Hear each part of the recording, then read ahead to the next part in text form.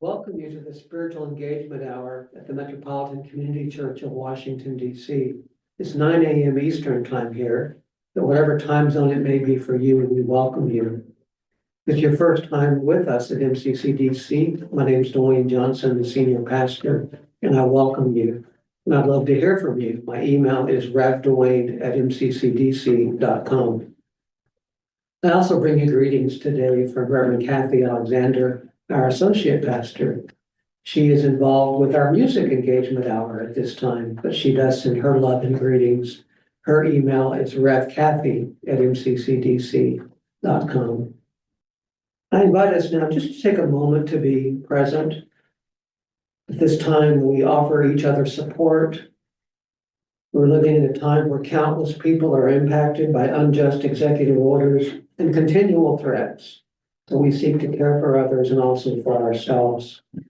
Let us take a moment now to light this candle to remind us of the importance of care.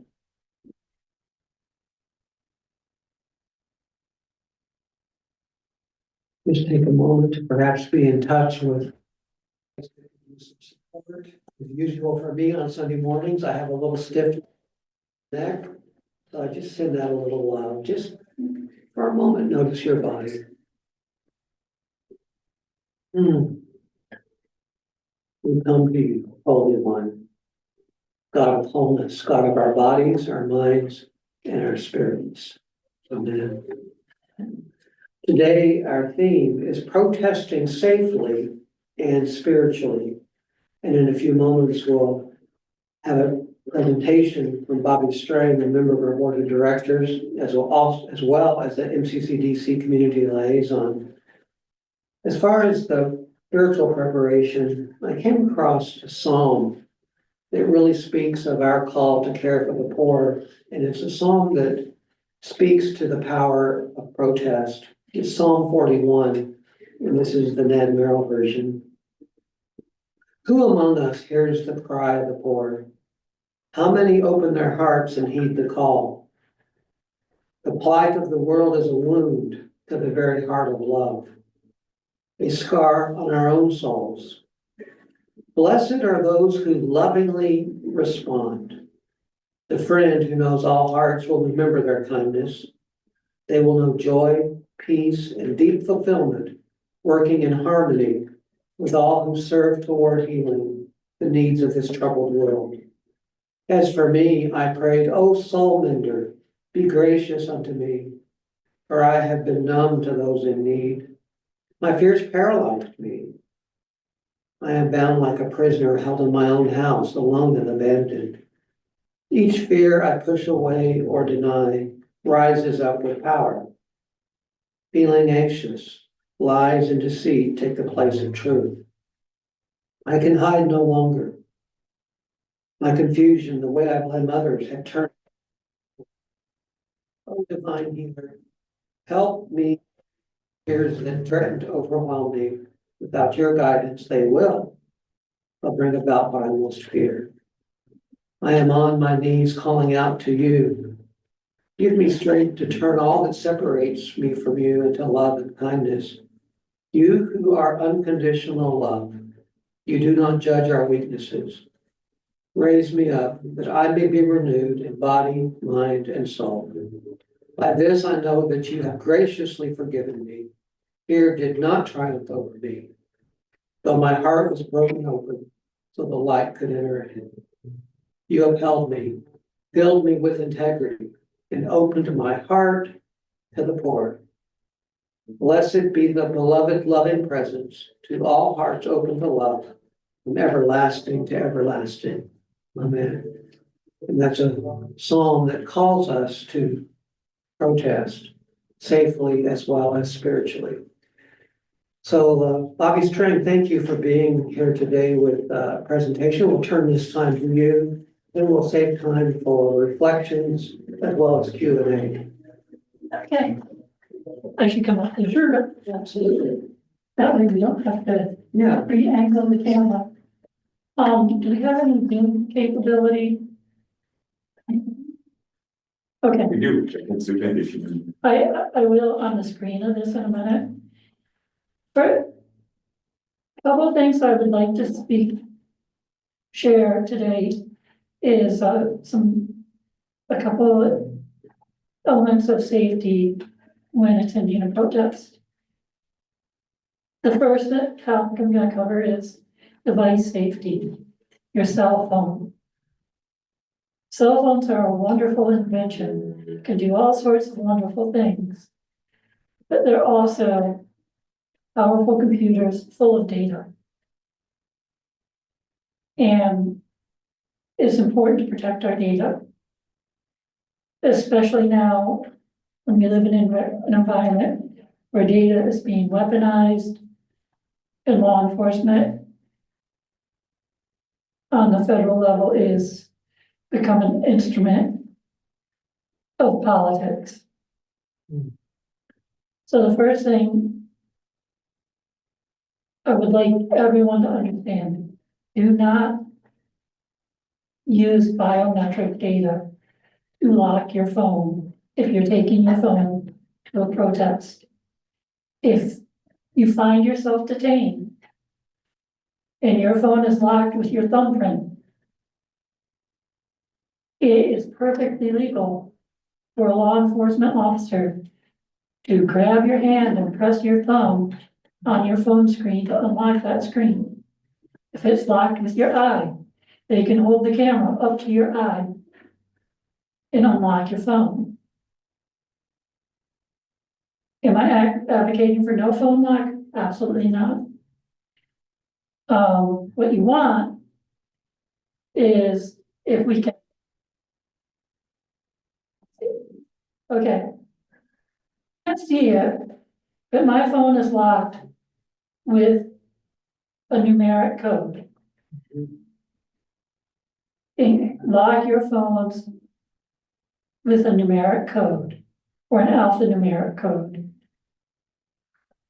Because while they can ask you to unlock your phone in order to coerce cooperation and properly entering the passcode to your phone requires a warrant. And also, memories are fallible. And sometimes we get nervous and our fingers shake. The next part of your phone is when you go to your phone, before you go to the protest. If you have it set to Wi-Fi, turn off the Wi-Fi. Otherwise, it will connect automatically to public Wi-Fi.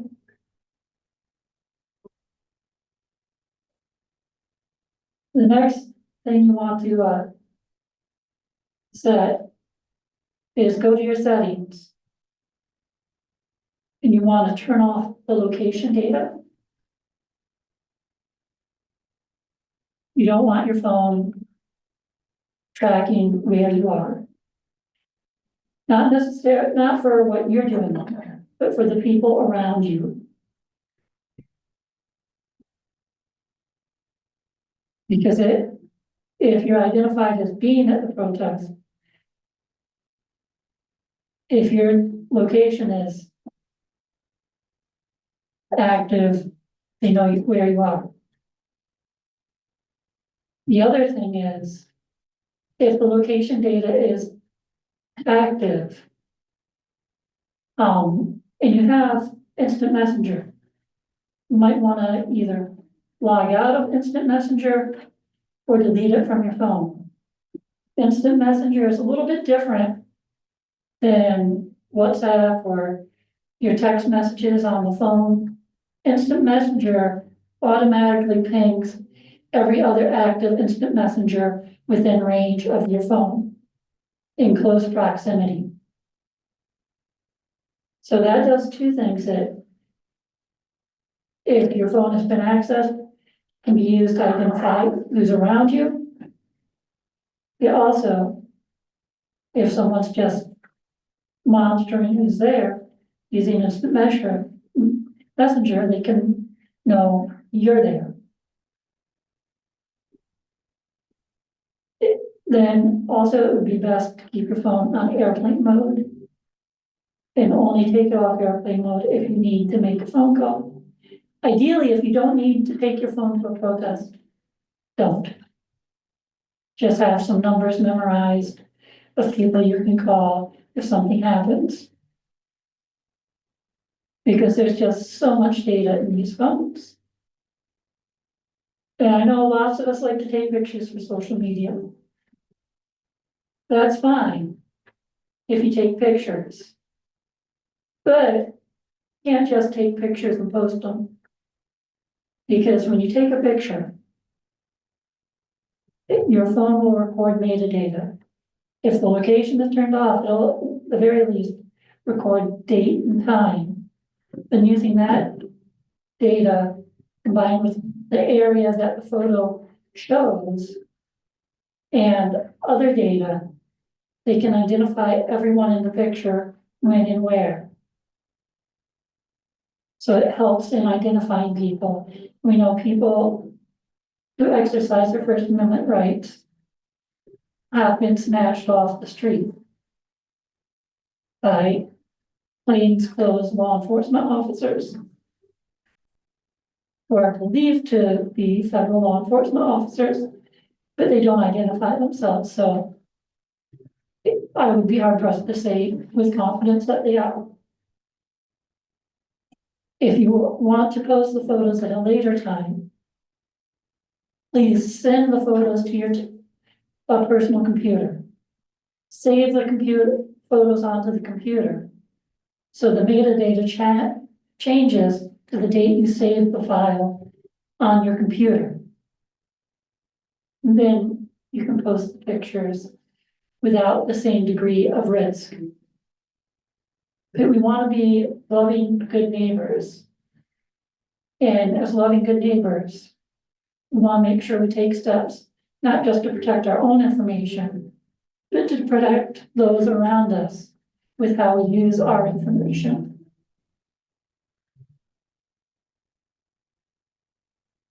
Now, the other thing that we need to be concerned about is,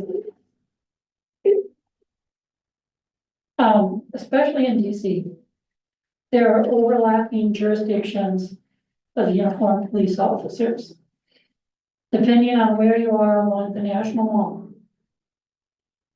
All the national law is jurisdiction of the National Park Service Police. Parts of the law are also jurisdiction in Uniformed Secret Service. Parts of the law are Capitol Police. Then parts are the streets around the law are the jurisdiction of the Metropolitan Police Department.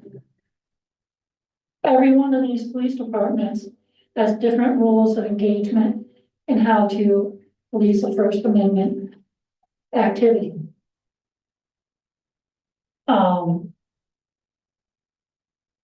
And while if MPD has some very strict policies, and if they violate their policies, there is the Office of Police Complaint, so there's some recourse. But there's no civilian oversight of federal law enforcement. So while they should warn people before they start making mass arrests or deploying chemical agents, they may not. And there's a few things you may want to have with you in case pepper spray is deployed or tear gas. First, you of course could take a gas mask or a respirator, but that's such an unusual move, it may draw attention to yourself. I might be more inclined to wear an N95 mask. Because with an N95 mask, it doesn't draw any attention. You may just be sick or be concerned about contracting an illness. Not a perfect protection, but it will help. Along with that, with tear gas especially, it also to an extent pepper spray, contact with the skin can burn and be uncomfortable. So you may want to have a bandana with you to pull up over your N95 mask to protect your skin. If it looks like chemical agents are being deployed. And along with that, I have your old Terra motorcycle goggles. There's safety goggles that you can bring, or even ski goggles, which is the better eye protection. If something like tear gas is deployed. But if you can't get a hold of a pair of goggles, or you don't know where to get goggles, one thing that most people can get is a pair of safety glasses. It'll help a little with the tear gas, but this helps a lot more than nothing with pepper spray. So it doesn't get directly sprayed into your eye. May get on your forehead and drip down, but it won't go directly in if you're wearing safety glasses. And the other thing that may be helpful, if you're going to a protest and you're concerned about how law enforcement is going to police the First Amendment activity, it's always good to wear a long sleeve shirt with the sleeves down and long sleeves and long pants. And it might not be a bad idea to tuck in the pants to your boots to protect, again, your skin from direct contact with chemical agents. And some people may even bring a backpack with a change of clothes in case this happens, so they don't have to have those chemical agent residue close to their body, which can irritate the skin. And the other thing, I forgot to bring it up, and I did not bring a squirt bottle that showed that. What do you do if you get, say, pepper spray in your eye and you didn't plan ahead? Have water with you to flush your eyes, rinse your skin, have extra water just for that purpose, or to help someone. You don't need anything fancy, just plain water will help. And it covers that's the two topics that I want to talk about. I'm happy to answer questions. You can find additional information from groups like the ACLU on how to protect your information, how to protect yourself. Because no one's coming to help us. It's up to us.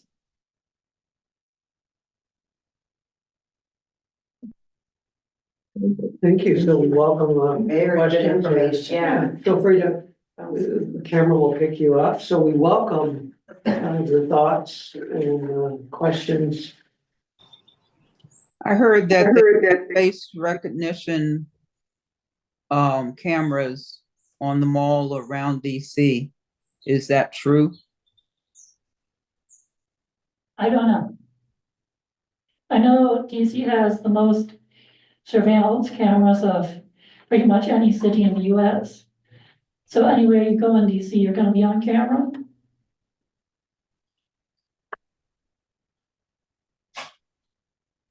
Can I ask you a question?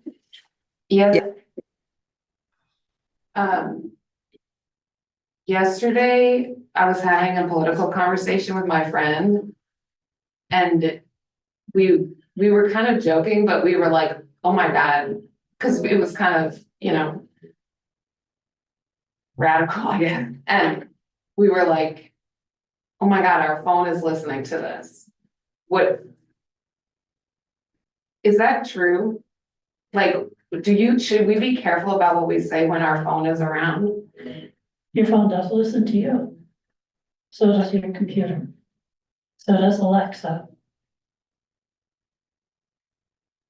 Is there anything we can do to turn it off? I mean, don't really know anything about this stuff, but should we be concerned about that if we're just kind of regular people and I'm not like I'm not like leading an organization or anything like that? I wish I knew the answer to that. Okay, These are unusual times. In normal times, I'd say, don't worry about it. We have freedom of speech. We're not in normal times where freedom of speech is respected. thank you. I did read somewhere, my back, I'm okay. I read something, online that said that, yeah, that your phones and computers, they do pick up what you say. And I found that, yeah, I believe that that is true because I know if I may be talking about something and then later I may go on Facebook, shows up on my news feed, and I'm like, what the heck?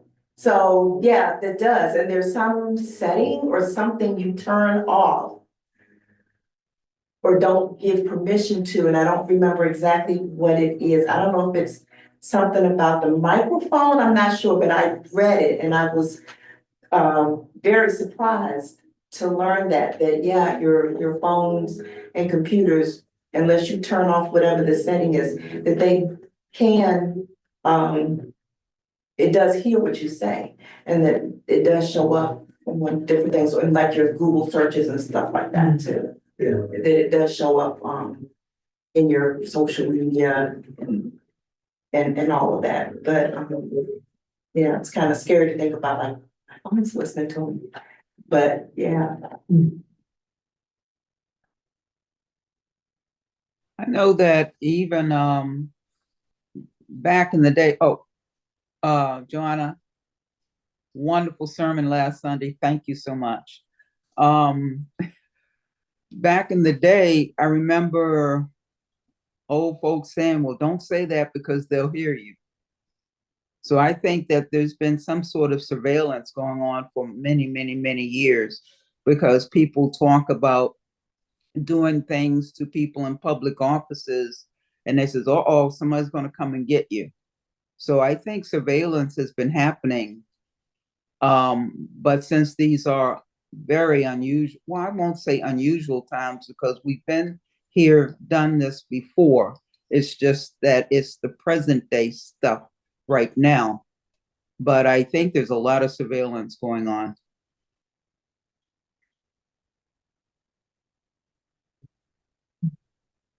Any advice for, like, if you do get, come in contact with law enforcement? And you know, like what? Ask for a lawyer Okay. and just don't talk. Once you ask for the lawyer,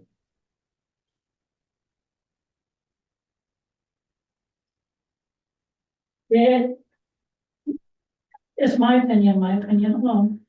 We're at a time where I think it best to follow the rules as if, because we are dealing with actual fascists. If you live in a fascist country where you don't know anything, don't talk to anyone. When asked questions about yourself or other people. Because there's no safe response and no way to know, because people aren't monolith, no way to know who you're dealing with any certainty at this time. When dealing with law enforcement. Because we're seeing law enforcement,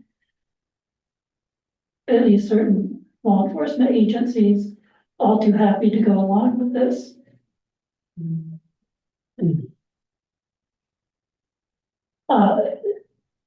The other thing is, I forgot to mention, it's helpful to be aware of your surroundings when protesting, especially in moving. One of the things you want to look out for, like if you're at a march or the protest is moving, what law enforcement is doing. Are they going a couple streets over and walking parallel to the protest? If they're doing something along those lines, they may be preparing to kettle the protesters for mass arrest. If you notice that, you want to peel off like water with a group of people and everyone go, small groups all go different directions. Because it's harder to kettle 100 little groups than it is to kettle one large group. Yeah. And just because people peel off like water doesn't mean they have to stop moving towards the goal. Just everyone take a different route.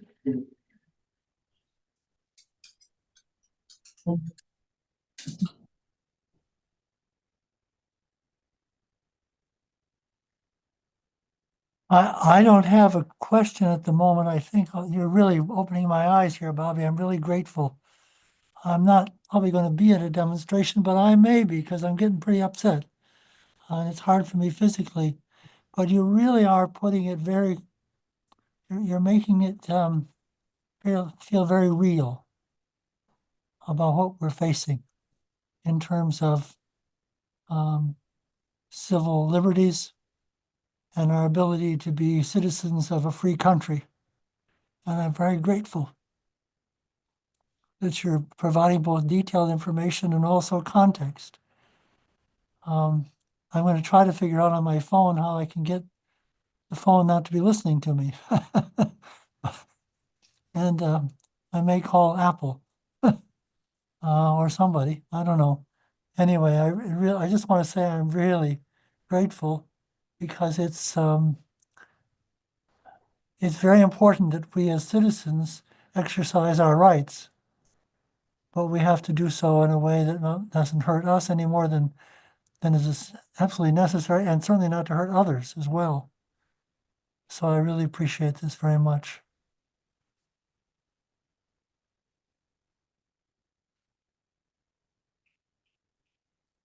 Bobby, did you say that the information on the telephones is available on the ACLU website?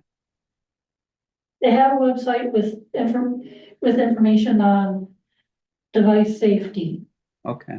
for protest. Yes, ACLU. That's where I got some of my information. Some of it I knew, but some of it I learned from their website. And I believe we put that link in the e-blast for this week. Isn't it? I think it is. Yeah, I'm pretty sure it's in this week's e-blast that came out. Okay. Thank you.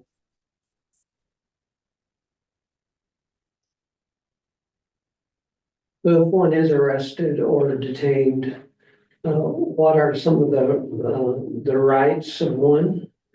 Of course, to ask for a lawyer, as you said, and not to speak. I'm also thinking we have a number of people in our congregation who have compromised immune systems, who have special health needs. Are they required to provide water within a certain period of time, facilities? They're supposed to. Whether that happens or not, it is hard to say. There's been some horrific stories about the treatment of immigrants who've been detained. Mm-hmm. Just horrific. One suggestion, if a person has medications they need and it believes being detained is a strong possibility, is to take with you about a week's worth of your medications to have on your body. Mm-hmm. So if you are detained, the authorities who detain you have your medications to give you Mm-hmm. with some documentation of what the medications are and, you know, that you need to take them. Hmm.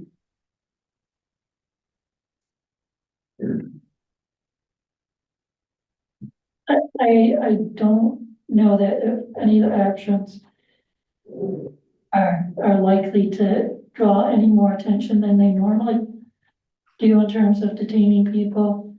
Unless, of course, it's a Tesla protest, because apparently that company is enjoying a heightened level of protection and heightened effort to suppress free speech.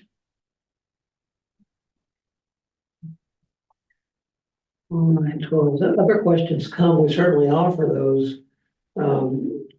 Thank you, Dr. Robin, for expressing again some of the feelings. We want to support each other in our feelings as well as part of body, mind, and spirit. And thank you for some of the education that you've offered today. I would bring us back to the idea of protesting spiritually and what that means as well. And one of the scriptures that speaks, I think, to the importance of protest is Ephesians 4:25-26. So let us tell our neighbors the truth, for we are all parts of the same body. Be angry and do not let it control you. We've talked about this from time to time, about the idea how anger can be a spiritual gift. And at times churches have tried to push down anger and say you're not spiritual if you're angry, that kind of thing. And what we see is a real clear call here. So think about that, and there may be some thoughts that you have on what does it mean to protect ourselves spiritually, in addition to protecting our bodies. There is a message from Jackie Lois. Somebody could read it. I see it's from Jackie Lois, but I can't read it. Sure, I'm happy to read it. And good morning, Jackie. Thank you for joining us online. Jackie says, morning, only able to listen. Spiritual warfare is listening. It's being aware that there are things and experiences we learn about because we listen and observe. We are all privileged to witness excellent podcasts of capabilities of phones and assume we are all being watched. Loving kindness. Helpers always there. We'll send in the chat podcast link. Yeah, thank you. Thank you, Jackie Lois. Good to hear from you. And is there another one that's come in? Jackie shared the link, so I'll leave that up for Okay. a moment for people who want to click Well, on I it. think at this point, part of what we're hearing is that we don't know the level of surveillance to be aware of it. And I think probably the best thing is to assume it's happening. You were mentioning, Joanne, about you'd have a conversation, then go to Facebook. Same thing happens when I talk to Andre. I talked about my ears being a little stuffed up or, being plugged or something. Went to YouTube and there were all these videos on earwax. So, somebody's listening to something. And so probably it's better to be aware of that, and that probably AI is able to mine conversations as well as text messages probably very quickly. So it may be that one would be aware of words that perhaps would trigger that would show up on for those doing the surveillance on AI. So one may again want to not use the president's name in some of these conversations, because that's one that would probably potentially get pulled out. I don't know. There's this fine line, but I think probably we're better off assuming a high level of surveillance. And AI, the capacity of AI is incredible. Yeah. I wanted to go back to your discussion of anger. And I became angry this week, and I had to think about that because I didn't want to talk to a person I was angry with because I was afraid of what would come out of my mouth. So I took time to think about that.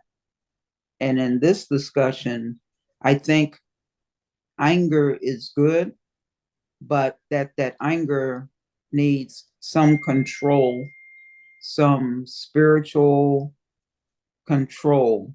You know, a lot of folks, I believe, are angry with what's going on now, but by lashing out and being disorderly in that lashing out, it's going to be more of a problem than turning that anger into something that's positive or something that's organized or something that's going to be effective rather than a reaction. But the anger is still there. Yes.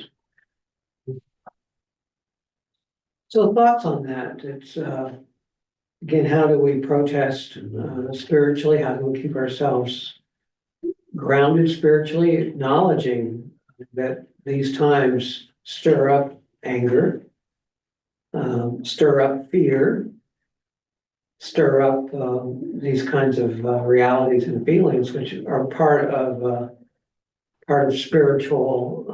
We're under spiritual assault as well. Is what I would say. It's like, how do we protect ourselves spiritually? it's like what Bobbi said, if somebody is asking you questions, just ask for an attorney and shut up. Rather than get angry and slap a police officer and then you're arrested, and then there's a whole conundrum of things that can happen after that. But doing so not as a reaction. What is it? Reactive or proactive, but being proactive rather than reactive. Yes. So spiritual preparation. And I think one thing we can learn from the movements in the 60s is oftentimes they started in churches, and there was singing, there was praying, there was preparing. There's still incredible footage, historical footage of people singing spiritual songs as part of the movement, arms linked. There was so much spiritual reality as well as spiritual power in the movement, as modeled by many of the leaders in the 60s.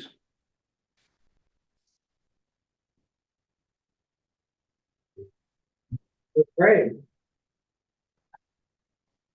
I've heard people say we don't want your prayers and thoughts. Well, maybe if we had prayers, thoughts, and actions, prayer would be understood in new and different ways.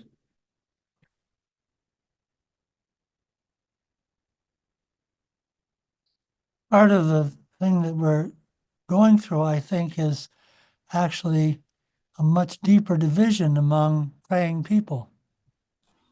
Different movements, different denominations, different spiritual groups are claiming very different things. And it's always been there, of course, but it feels like it's gotten more acute and that there's more anger coming out of spiritual groups than I remember in the past, especially spiritual groups, but not entirely just people on the other side from me, but it seems to me a lot of that is very much claiming things about what I understand my faith to be is not at all what I understand.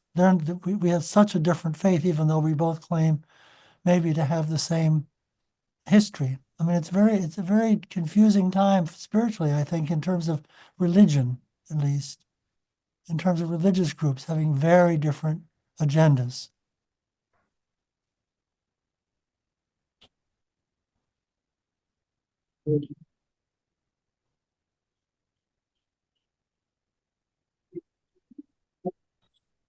Venison today. Anyone that has not shared, that has a thought they're kind of working with, they'd like to share, or any sort of closing or takeaway type thoughts that people would like to offer as well. Sure. Yes. Go ahead. It's the breath of the same. Yeah. I saw you.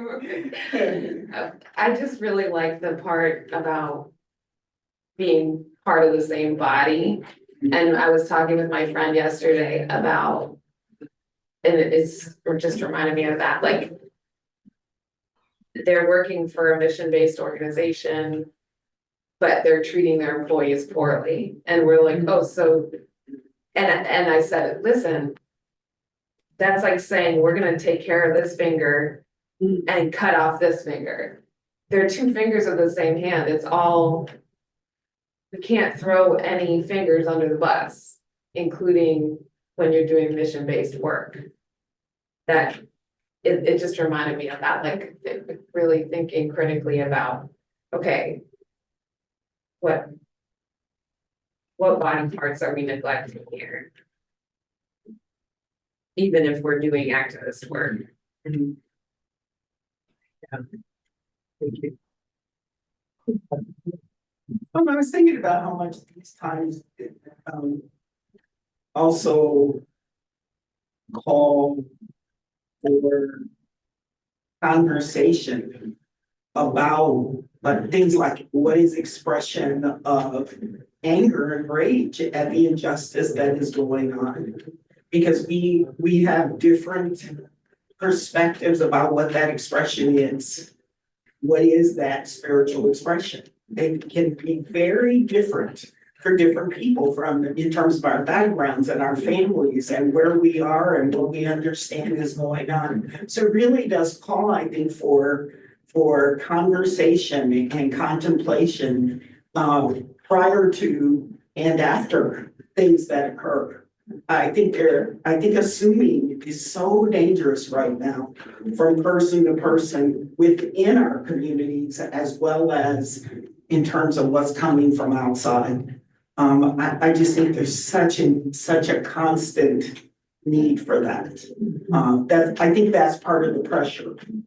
And I don't know that I think the pressure to overwhelm individuals and institutions. Part of it is, when will you have time to be together and actually talk about what's going on or pray about or figure out how you're the same and how you're different and how you deal with it and still stay in community? When would you have the time to do that? And yet it's absolutely imperative. Absolutely imperative. Yes, yes. I'd just like to say that I am feeling really blessed to be a part of a church that will have this discussion. I'm just so thankful for that opportunity. Thank you. We do want to be a Amen. place to have these conversations and and it is difficult. It's difficult. I mean, planning any meeting right now is like putting together a puzzle of some kind, just trying to arrange and being aware of that. And so if you all come up with themes or ideas you'd like us to talk about here, I'll just offer a few dot points and some thoughts. And this is how this happened today, is that Bobbi, you reached out to me. Thank you for that. And we talked about what this would look like and also how to take the concept of protest in terms of physical safety and align it with the idea of this idea of spiritual protection as well. So thank you, Bobbi Strang. Thank you for the work you're doing on the board of directors here, as well as the work you're doing as a community liaison. And thank you for your passion. Thanks to each of you for being a part of this circle today. Thank you so much. So go now in love, grace, and peace. For those of you joining us later on demand, as I shared earlier, we'd love to hear from you. My email is revdwayne@mccdc.com.